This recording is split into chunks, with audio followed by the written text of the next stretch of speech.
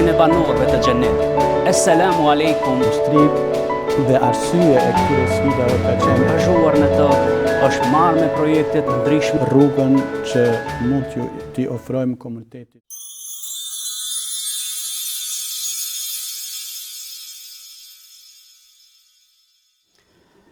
Elhamdulillah, wassalatu wassalamu ala rasulillah. Falenderojmë Rabbul Aleminin, salavatet dhe selamet të përzemërta janë për Muhammed Mustafan, sallallahu alaihi wasallam. Të nderuar vëllezër dhe ju motra kudo që jeni. Ju përshëndes me përshëndetjen e Islamit, me përshëndetjen e banorëve të xhenetit. Esselamu alaikum wa rahmetullahi wa barakatuh. Paqja, begatit, mëshira Allahu dhul xhelal qof mbi ju, mbi familjet tuaja dhe me gjithë ata cilët ju i doni dhe ju duan. Kam derin dhe kënaqësinë që të fillojmë këta programet tona në kuadër të Komunitetit Shqiptar Musliman këtu në Austri. Programet të cilat do të njoftohemi rreth Islamit në Austri. Do të jetë pikërisht Islami në fokus. Ai Islami i cili është brenda xhamive të cilat funksionojnë në kuadër të Komunitetit Shqiptar Musliman pranë Bashkisë Islame të Austrisë. Do të flasim dhe do të diskutojmë gjërësisht për jetën e imamit në Austri. Si jeton imami, me çfarë merret në kohën e lirë imami, përgatitja e tij profesionale, çfarë i ofron xhamatit, njerëzve të këtij komuniteti. Po ashtu do të njoftohemi me tema të ndryshme që kanë të bëjnë me Islamin ton, që kanë të bëjnë me imanin ton, që kanë të bëjnë me qenjen ton islame brenda këtij nënqielli ku jetojmë. Po ashtu do të njoftohemi edhe me historikun e xhamive. Do të njoftohemi edhe me historikun e institucioneve të cilat veçmë janë të formuara, janë të krijuara nga vetë dora e muslimanëve shqiptar që jetojnë në këtë nënqiell. Edhe ne ngadal me këtë hap tonin do të jemi brenda asaj që Zoti Xhelle Xhelalu e Xhelle Shanu na ka obliguar si musliman, që të përcjellim tek të tjerët atë që ne jetojmë brenda shtëpive të Zotit Xhelle Xhelalu e Xhelle Shanu, pra xhamive. Emisionin ton të parë do ta nisim pikërisht aty ku është baza e krejt këtyre aktiviteteve. Aty ku nisën gjithçka tek muslimanët shqiptar, ose aty ka orientohen muslimanët shqiptar në këtë nënqiell. Në Austrinë tonë orientohen muslimanët shqiptar ka komuniteti shqiptar musliman pranë Bashkisë Islame të Austrisë. Prandaj, në këtë takimin ton të parë, në hapjen e kësaj dritarje për ne dhe për ju, për atë që t'u afrojmë jetën e muslimanëve të Austrisë, pra shqiptarëve të Austrisë, kam zgjedhur që bashkëbisedimin ton të parë të kemi me krijetarin e komunitetit shqiptar musliman në Austri. Krijetarin e Alkikut ashtu siç njihet me shkurthesat e veta tek besimtarët musliman, të nderuarin Hoxh Vajdin Efendi Beluli. Por para se të zgjerohemi me atë se çfarë bën institucioni për me qenë më i saktë dhe më i drejtë, për ju dhe për gjithë të tjerët cilët dëshirojnë të na përcjellin ligjëratat tona, programet tona, të cilat do t'i ndajmë dhe do t'i klasifikojmë në forma të ndryshme, ashtu sipas nevojës që njerëzit duan të informohen për jetën e muslimanëve. Dëshiroj që fillimisht të njoftohemi me Vajdin Belulin. Kush është Vajdin Beluli? I nderuar i krijetar, faleminderit për mundësinë, faleminderit për hapësirën e dhënë dhe faleminderit për besimin që t'jemi bashkë në këta programe që kanë të bëjnë me jetën e besimtarëve në Austri. Faleminderit edhe juve. Fillimisht quhem Vajdin Beluli, jam i lindur në vitin 1974 në fshatin Kuklibek të komunës së Dragashit. Shkollën fillore kam kryer në vendlindje, pastaj medresen e mesme Alaudin në Prishtinë. Jam regjistruar në vitin 1989 dhe kam përfunduar në vitin 1993. Në vitin vijues kam vazhduar me studimet në Fakultetin e Shkencave Islame në Prishtinë dhe në vitin 1997 kam përfunduar studimet, kam diplomuar në FSI dhe më pastaj nga maj vitit 1998 kam filluar për herë të parë të punoj si imam në Prizren, fillimisht disa muaj në xhamin Saraqane dhe pas 2-3 muajve kam kaluar në xhamin Sejdi Beu. në të cilën kam shërbyer si imam deri në vitin 2005. Po ashtu në të njëjtën kohë, nga i njëjti vit 1998, kam filluar edhe si mësimdhënës në medresen e Mesme Alaudin Paralelja në Prizren, ku kam dhënë landën e akhlakut fillimisht, pastaj hadithit dhe imamatit. Dhe këtë punë e kam bërë deri në vitin 2005, kur kam vendosur të vi në Austri. Shumë faleminderit për këtë rezime të shkurtër të jetës tuaj, nderuar i krijetar. Prandaj të nderuar vëllezër dhe ju motra, cilët do të përcjellni dhe do të shpërndani këto video tona, dijeni se gjithë mund që bëhet vetëm e vetëm jeta e Islamit, jeta e muslimanit, jeta e njerëzve cilët janë brenda mureve të xhamisë, të përcjellet edhe tek njerëzit jashtë. Padyshim që për realizimin e tyre ne kemi mbështetjen e sponsorëve që kohë pas kohe edhe ju mund të jeni prej atyre që mund të përkrahni këtë iniciativë tonë. Unë do të doja që me krijetarin e nderuar të zgjerojmë bisedën tonë me atë se çfarë dhe me çfarë merret dhe si funksionon, çfarë ka Alkiku, pra Komiteti Shqiptar Musliman Pranbashkisë Islame të Austrisë, cilat janë sfidat, po ngadalë do të mundohemi që të njoftohemi me atë se sa xhami ka Alkiku, Komiteti Shqiptar Musliman në Austri. Po fillimisht, unë që me ardhjen time këtu në Austri në vitin 2005, vetëm se kam gjetur dëshirën dhe vullnetin e xhamive ekzistuese deri në atë kohë, të cilat kanë qenë 12 gjithsej, për organizimin e ndërsjellët dhe për formimin e një organizate kupol për gjitha xhamit. Qëllimi ishte që xhamit të rrjezohen në mes vete, të bëjnë një lloj komunikimi dhe të bëjnë një organizim të përbashkët. Dhe natyrisht që kjo nuk ndodhi më njëherë. Unë kam marrë pjesë në takimin e parafundit dhe në vitin 2006, në mars të vitit 2006, është bërë kurorëzimi i themelimit të këtij institucioni, pikërisht në xhamin Bashkimi këtu në Linz. Dhe nga aty mund të themi se institucioni jonë, të cilin aktualisht e drejtojmë, ka marrë hapin e vet, rrugën e vet, dhe nga atëherë është munduar që të i kryej qëllimet e veta, të cilat në atë kohë i ka vendosur, të thotë rrjedhimin e xhamive shqiptare mes vete, institucionalizimin e këtij institucioni dhe përfaqësimin e shqiptarëve musliman në Austri, në institucionet brenda Bashkisë Islame dhe natyrisht edhe në institucionet tjera këtu në Austri dhe jashtë Austrisë, dhe natyrisht synim kryesor është zhvillimi i jetës dhe avancimi i jetës fetare islame ndër shqiptarët në Austri dhe natyrisht edhe bashkëpunimi i më gjerë. Pra, i nderuar i krijetar, nëse mund të shkurtojmë ose të japim një përkufizim të kësaj, historiku i Alkikut fillon që nga 2006, pra nuk është një organizim i vonshëm, nuk është diçka që ka lindur brenda ditëve apo muajve të fundit, pra është një kohë bukur e gjatë, pra po afër 20 vjet që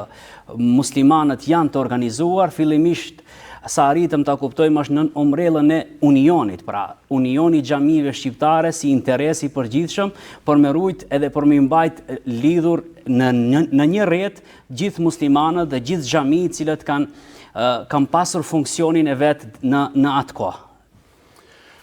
Po pra, dhe me thënë, ka qenë vetë dëshirë, nga se nuk kishte ndonjë formë organizimi nga lart dhe kështu shqiptarë kanë filluar të organizohen. Kryetari i parë i zgjedhur ka qenë Rahmetliu Muhidin Efendi Ahmeti, dhe natyrisht sfidat e fillimit janë të mëdha dhe ai ka udhëhequr dhe menaxhuar Unionin për një periudhë shumë të gjatë, pra deri në vitin 2013, ndërsa nga viti 2013 unë kam marrë përsipër udhëheqjen e këtij institucioni. Natyrisht, sikurse paraardhësi im, Magjistër Muhidin Ahmeti, ka patur sfidat e fillimit,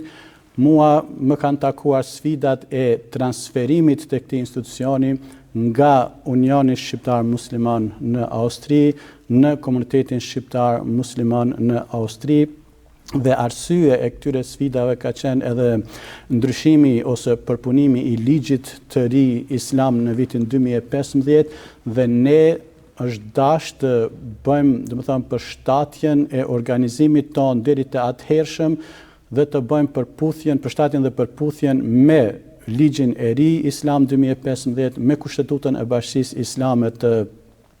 Austrisë dhe natyrisht edhe me rregulloret tona të brendshme të cilat i kishim. Me hyrjen në fuqi të ligjit të ri Islam 2015 në Austri, natyrisht që komunitetet muslimane në një farë forme kanë fituar një avancim në aspektin e organizimit, por natyrisht që kjo ka edhe sfidat e veta dhe përgjegjësitë e veta, do të thotë komunitetet marrin më shumë përgjegjësi edhe mbi vete dhe e gjithë kjo periudhë e transferit, kjo periudhë tranzitore na ka përcjell neve, domethënë, nga kryesia e komunitetit, kryesitë e xhamive, imamëve dhe gjithë muslimanët në përgjithësi. Pra, atëherë në vitin 2016, kur ligji ka hyrë në fuqi, ne ishim 16 xhami dhe bashkarisht jemi munduar dhe kemi arrit që t'jemi tash, kemi arrit ato qëllime të cilat edhe ishin, domethënë rrjedhimin tonë mes vete, të përfaqësojmë në Bashkinë Islame të Austrisë dhe natyrisht edhe në institucionet tjera në Austri dhe jashtë. Pra, sot në përfaqësojmë një përfaqësues në kryesinë qendrore të Bashkisë Islame të Austrisë, në kuvendin e Bashkisë Islame të Austrisë dhe natyrisht për të gjitha këshillat regionale të Bashkisë Islame të Austrisë, po ashtu edhe në komisionet të cilat janë të themeluara nga Bashkia Islame e Austrisë, konkretisht IGGY. Pra, Alkiku është në çdo xhami, është në çdo qytet, a përfshin të gjitha republikat e Austrisë? Edhe a është Alkiku prezent në çdo xhamat që është brenda këtij nënqielli? Faktikisht gati në të gjitha republikat e Austrisë kemi xhami dhe natyrisht në disa Bundeslande apo republika kemi më shumë se një xhami. Do të thotë aty ku janë më të përqendruar shqiptarët musliman, aty ka edhe më shumë xhami. Aktualisht janë 17 xhami në ombrellën këtyre ditëve, kemi edhe 2 antarësime në komunitetin tonë dhe natyrisht kemi edhe 2 xhami të cilat faktikisht janë rrugës për formimin e tyre dhe themelimin e tyre. Ashtu siç e përmenda, Alkik është prezent në të gjitha xhaminë që janë anëtarë të Alkikut. Mundohemi ne përmes, domethënë, komunikimit që kemi përmes grupeve me imamët, me kryetarët dhe përgjegjësit tjerë të xhamive të jemi në kontakt, bëjmë transferin e informatave, bartjen informatave, bëjmë konsultimet tona dhe natyrisht ku është nevoja edhe jemi aty prezent. Pra, Alkiku është një strukturë e zgjeruar në kretë këtë sipërfaqe të Austrisë, edhe ata muslimanët shqiptarë të Austrisë janë të përfaqësuar po ashtu edhe institucionin më të lartë që është për muslimanët në Austri, që është Bashkësia Islame e Austrisë. Besoj që çdo njeri që ndëgjon këtë fakt është prej muslimanëve, po edhe për tjerëve, do të njihet krenar që muslimanët kanë mundësi edhe aftësi për me qenë pjesë e strukturave udhëheqëse brenda institucioneve të Bashkësisë Islame këtu në Austri. Padyshim, i nderuar i kryetar, që Alkiku edhe ka edhe projektet e tija që është i angazhuar në të, është marrë me projekte të ndryshme. Çfarë keni bërë diçka që komuniteti shqiptar musliman të shënoj juve si komunitet, po edhe organizatën tuaj në historinë e tij? Po fillimisht ne kemi filluar me ato gjërat të cilat kanë qenë të domosdoshme deri në atë kohë. Pra, prej projekteve të para ka qenë takvimi i përbashkët, sepse deri në atë kohë, domethënë, xhamit kishin kohët e namazit të ndryshme, secila xhami shtypte takvimin e vet dhe ishte nevoja që të bëhet një çështje e përbashkët dhe ne kemi filluar prej aty. Dhe nga aty mandej edhe kemi vazhduar me projektet tjera. Mandej i kemi patë nevojës që kanë qenë të rëndësishme trajnimet dhe kemi filluar trajnime me imamët, po ashtu edhe me kryesit e xhamive, me kryetarët e xhamive dhe po ashtu edhe në për xhami tjera, domethënë përmes tribunave të përbashkëta të cilat i kemi mbajtur në atë kohë, manifestimet e përbashkëta në datat historike të cilat mendoj se në atë fillim dhe për kohën në cilën kemi jetuar ose kanë qenë vitet e para të organizimit të muslimanëve në Austri kanë qenë madhështore. Dhe natyrisht mandej aspekti humanitar ka qenë po ashtu mjaft i rëndësishëm sepse siç e dim populli shqiptar ka dalë nga luftat e mëvonshme gati të gjitha troje, duke filluar nga Kosova, Presheva dhe Republika e Maqedonisë së Veriut, u ballafaquan nga vitin 1999, vitin 2001 deri në 2002 me luftra dhe nevoja ishte e madhe, prandaj edhe xhamit kanë qenë aktive në aspektin humanitar. Dhe pas luftave, pastaj na kanë përcjell edhe katastrofa natyrore në për viset tona, trojet tona, po edhe jashtë trojeve shqiptare, si në Bosnjë, në Pakistan, mandej në Shqipëri kishte disë tërmete dhe vërshime, dhe kohën e fundit në Turqi dhe Siri, pra në të gjitha këto aktivitete, pra aspekti humanitar ka qenë një prej atyre që komuniteti shqiptar gjithmonë ka qenë aktiv dhe ka dhënë kontributin e vet. Natyrisht gjatë Ramazanit, përveç atyre ndihmave obligative fetare që janë ibadet, sadakatul fitri dhe kurbanat, komuniteti organizon edhe një aksion tjetër humanitar, sofra e Ramazanit, që ju dedikohet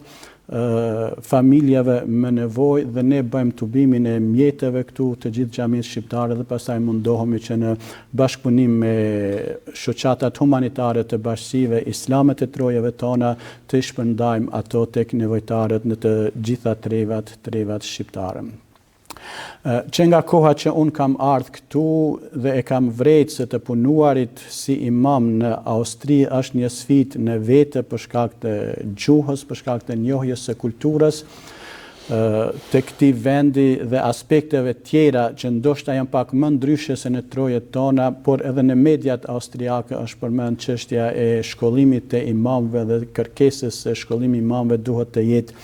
të bëhat këtu në Austri, gjë e cila edhe sot është aktuale në mediat austriake. Ne kemi parë të arsyeshme se është e nevojshme që edhe ne të bëjmë ndonjë zgjidhje për krijimin e kuadrave fetare këtu dhe që nga viti 2011 kemi filluar me një pilot projekt, pra medresja e mesme e lartë në Austri dhe jemi munduar që të ndjekim strategjinë e medreseve të trojeve tona me qëllim që të krijojmë kuadro të reja këtu të cilat e njohin gjuhën dhe kulturën dhe natyrisht kanë mundësi të studiojnë ose në teologjinë islame ose në pedagogjinë islame këtu në institucionet e Austrisë të cilat i ofron shteti. Mirë po ideja ka qenë se të fillosh të studiosh islamin me njohuri zero nuk do të jetë e mjaftueshme për të shërbesh si imam këtu dhe ne kemi menduar që njohuritë bazike islame para universitare t'ju ofrojmë të rinjeve tonë, fillimisht dhe pastaj ata edhe të studiojnë këtu dhe tash kemi kuadrat e para të cilat vetëm se janë punësuar dhe punojnë në këtë drejtim dhe natyrisht jemi duke punuar tash kohëve të fundit po ashtu me këtë projekt për tash online, pasi që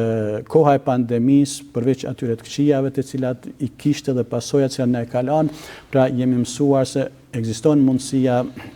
e të mësuarit edhe përmes sistemeve dhe platformave online dhe kështu ne jemi duke vazhduar me projektin tonë të medresesë. Dhe natyrisht, domethënë, në kuadër të komunitetit kemi bërë edhe plan programin sepse mësimi në xhami, mektebi në xhami është i rëndësishëm së veçantë. Ne në bashkëpunim me të gjithë imamët kemi përgatitur plan programin mësimor të mësimit në xhami apo mekteb. Kemi publikuar edhe 2 libra me të cilat mësojnë fëmijët, pra libra të cilat janë botuar në gjuhën shqipe sepse Një prej qëllimeve është edhe mos harresa, mos tham mësimi sepse fëmijët tonë e mësojnë gjuhën shqipe, por mos harresa e gjuhës shqipe dhe avancimi i gjuhës, pra mësimi zhvillohet në të gjitha xhamitë në gjuhën shqipe dhe materialet jemi munduar t'i përgatisim në aspektin edhe teologjik edhe pedagogjik që t'janë më të kapshme dhe më frytdhënëse që nxënësit të përgatiten të zbatojnë, jo vetëm të mësojnë përmendsh, por të zbatojnë ato edhe në jetën e përditshme. Dhe natyrisht edhe çështjet tjera të cilat janë bazë si organizimi i haxhit dhe aktivitete të tjera, pra janë në agjendën e komunitetit shqiptar musliman këtu në Austri. Gëzohemi që kemi përgatitje të kuadrove të reja, të cilët do të zaventojnë hoxhollar, po jo vetëm. Do të jenë pedagog për xhamitë e tjera, po do të jenë pedagog edhe nëpër shkollat publike të Austrisë. Më gëzon fakti dhe dua të di, i nderuari kryetar, se si është raporti i Alkikut me shoqata tjera që janë shqiptare këtu në Austri, po edhe me përfaqësuesit tanë politik, pra ambasadat e vendeve nga vimne. Zakonisht mund të them se raportet janë të mira dhe ne kemi ftesa nga shoqatat e ndryshme shqiptare, po ashtu edhe ne i ftojmë kur kemi manifestimet tona. Raportet e mira kemi edhe me ambasadat e vendeve tona dhe natyrisht që ju bëjmë ftesa veçanërisht gjatë muajit të Ramazanit dhe festave tjera, qofshin ato fetare apo kombëtare, dhe shkëmbejmë mendimet për çajmë hallet në një farë forme për shqiptarët këtu në Austri dhe mundohemi që bashkarisht të gjejmë rrugën që mund t'i ofrojmë komunitetit shqiptar në përgjithësi në Austri, ajo të cilën ne bashkarisht e shohim të nevojshme. Realisht ne jetojmë në një kohë që është mjaft dinamike dhe si e tillë sfidat nuk mungojnë, nderuari kryetar. Dhe për atë arsye mendoj që është e mirë edhe për ne si muslimanë dhe tjerë të cilët dëshirojnë të njohin mirë këtë fushë të Alkikut, cilët janë ata sfida me cilët ballafaqohet realisht Alkiku. Po natyrisht, si çdo institucion që ka sfidat e veta dhe sfida kryesore është aspekti financiar. Do të thotë derisa Alkiku ka filluar vullnetarisht themelimin e tij dhe pastaj edhe me hyrjen në fuqi të ligjit islam, faktikisht nuk është bërë ndonjë strategji ose nuk është ofruar ndonjë strategji e financimit adekuat, kështu që e gjitha ajo varet prej vetë besimtarëve musliman, pra. Dhe natyrisht besimtarët janë të ngarkuar fillimisht me antarësinë në xhamin ku ata frekuentojnë, aspektin humanitar në për vendet tona, xhamit tona për çdo ditë kanë kërkesa nga vendet tona për rastje shërimi, nga smundjet të rënda me kosto shumë të larta dhe aspekte tjera, nevoja tjera të cilat ka populli ynë. Pastaj kemi antarësinë të cilën duhet të paguajmë në institucionin qendror të Bashkisë Islame, antarësinë në Alkik në komunitetin tonë dhe natyrisht që kjo nuk i plotëson nevojat të cilat i ka Alkiku që të funksionojë më profesionalisht domethënë në avancimin e jetës fetare. Mirë, po megjithatë, pra besimtarët e kryejnë atë obligimin në bazë të asaj që Kuvendi Alkikut ka vendosur dhe ka parapash shumën e saktuar. Mandej natyrisht që jeta është bërë dinamike,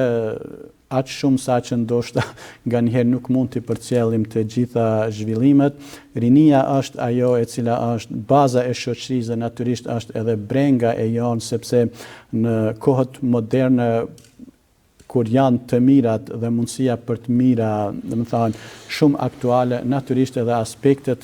aspektet negative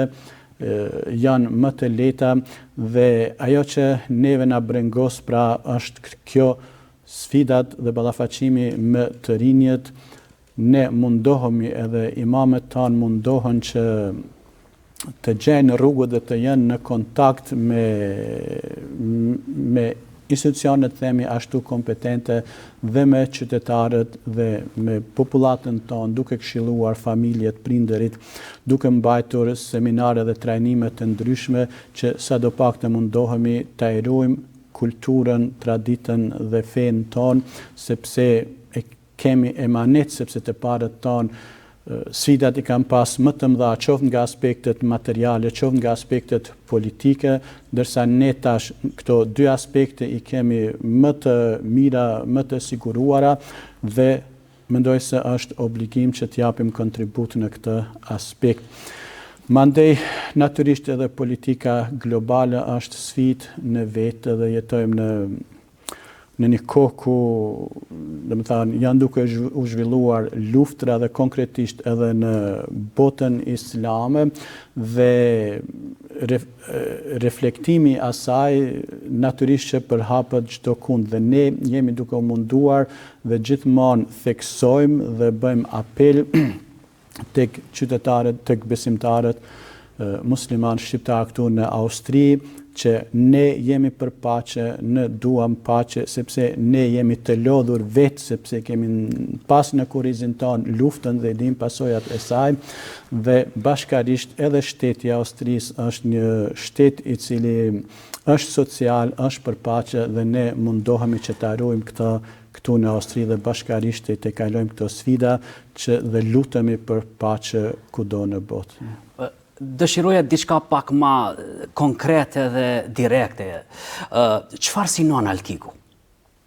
Nëse më lejohet ta bëj një pyetje të tillë, edhe për me qenë më të saktë dhe më të qartë për para publikut që na përcjell, çfarë sinon Alkiku? Ku dëshiron të arrijë? Alkiku dëshiron një jetë të organizuar, të ruaj mesin e artë, rrugën e mesit, dhe t'ju ofroj shqiptarëve musliman këtu në Austri, por edhe më gjerë,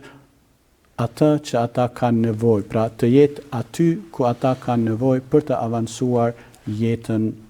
fetare dhe kulturore ndër shqiptarët e Austrisë. Një përgjigje ashtu si që ishte dhe pyetja direkte, një përgjigje shumë e saktë dhe shumë direkte për atë që unë ta parashtova, i nderuar i kryetar. Tash ne jemi në xhamin Bashkimi, një emër shumë i madh për Islamin, një emër shumë i madh për popullin ton.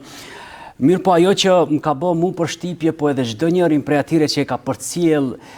aktivitetet e fundit të xhamisë Bashkimi është ajo që kjo xhami është regjistruar tek xhamitë e gjelbërta në Austri. Çfarë do me thënë ky projekt? Çfarë ka qenë për ju dhe çfarë keni ofruar që të jeni xhamia e parë e regjistruar në këtë projekt që është hapur nga vetë shteti austriak? Po fillimisht në vitin 2023, do me thanë, kanë filluar bisedimet për regjistrimin në Aleancën e Klimës, pra tashmë është e ditur besoj tek çdo qytetar, sepse mbrojtja e ambientit është temë aktuale në të gjithë botën. Dhe natyrisht edhe shteti i Austrisë ka institucionet e veta dhe organizatat e veta të cilat interesohen për mbrojtjen e ambientit. Dhe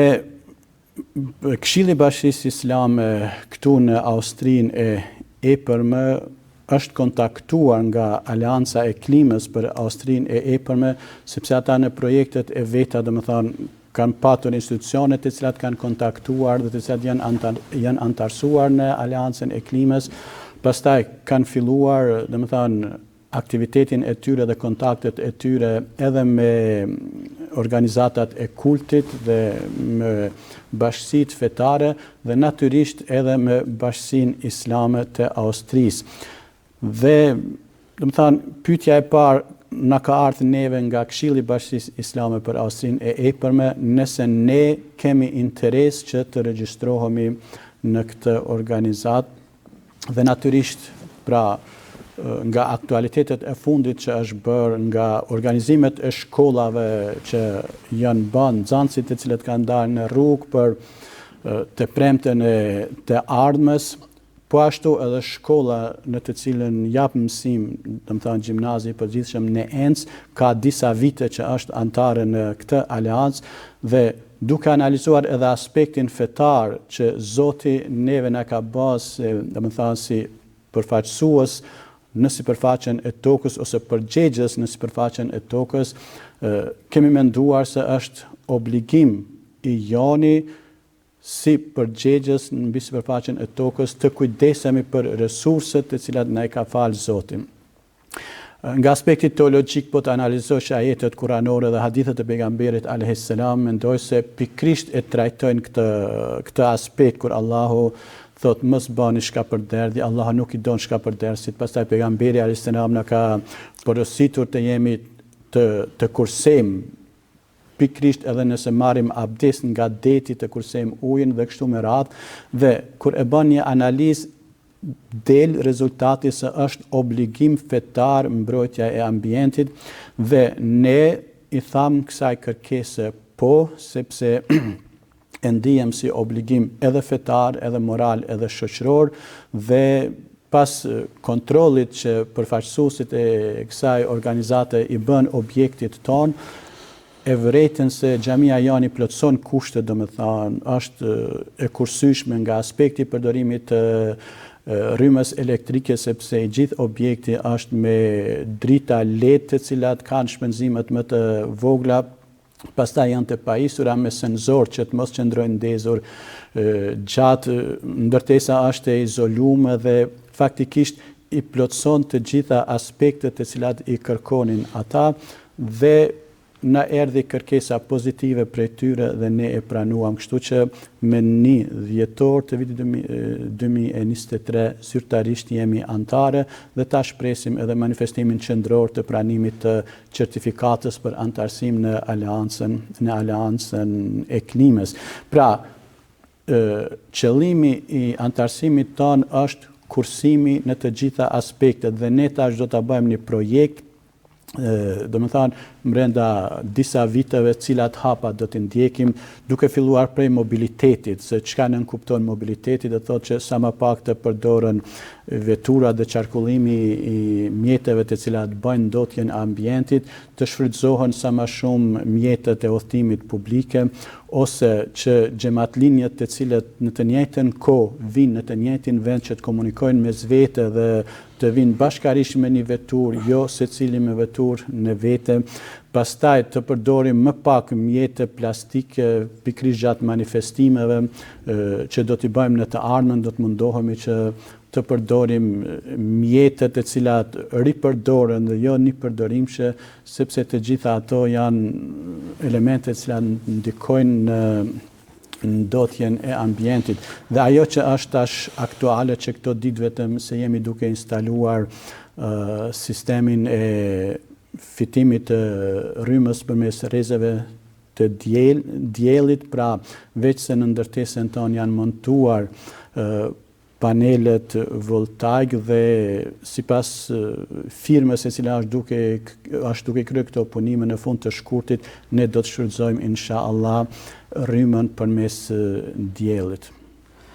Më gëzon fakti se kjo është diçka cila e mbron ambientin ton dhe e bën këtë planet sa më shumë të shfrytëzueshëm për njerëzit dhe gjeneratat që vinë. Shumë faleminderit i nderuar i krijetar. Ne ngadalë kemi arritur kështu në fund të këtij takimi ton, të fritshëm besoj për mua shumë, po besoj edhe për ju, që kemi takuar krijetarin e Komunitetit Shqiptar Musliman këtu në Austri, edhe një herët krijetarin e Xhamisë Bashkimi, na informoi me gjithçka që ka të bëjë